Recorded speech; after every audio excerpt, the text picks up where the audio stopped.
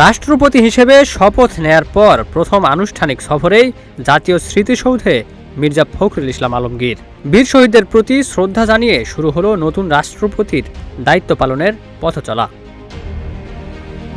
মহান মুক্তিযুদ্ধের বীর শহীদদের প্রতি শ্রদ্ধা জানিয়ে সাভারের জাতীয় স্মৃতিসৌধে পুষ্পস্তবক অর্পণ করেছেন নবনির্বাচিত রাষ্ট্রপতি মির্জা ফখরুল ইসলাম আলমগীর। শনিবার সকাল 10:22 জাতীয় স্মৃতিসৌধে পৌঁছে পুষ্পস্তবক অর্পণ করেন তিনি। এরপর কিছুক্ষণ নীরবে দাঁড়িয়ে মুক্তিযুদ্ধের শহীদদের স্মৃতির প্রতি গভীর শ্রদ্ধা জানান রাষ্ট্রপতি। এ সময় 3 বাহিনীর একটি চৌকস দল তাকে গার্ড অব অনার প্রদান করেন। শ্রদ্ধা নিবেদন শেষে জাতীয় স্মৃতিসৌধের পরিদর্শন বইয়ে নিজের অনুভূতি লিখে স্বাক্ষর করেন মির্জা ফখরুল। রাষ্ট্রপতির সফরকে ঘিরে জাতীয় স্মৃতিসৌধ ও আশেপাশের এলাকায় নেওয়া হয় কঠোর নিরাপত্তা ব্যবস্থা।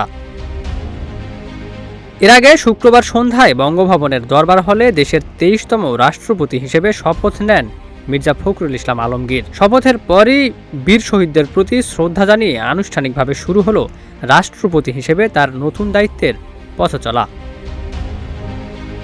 Ikramuzzaman, news flash 7-1।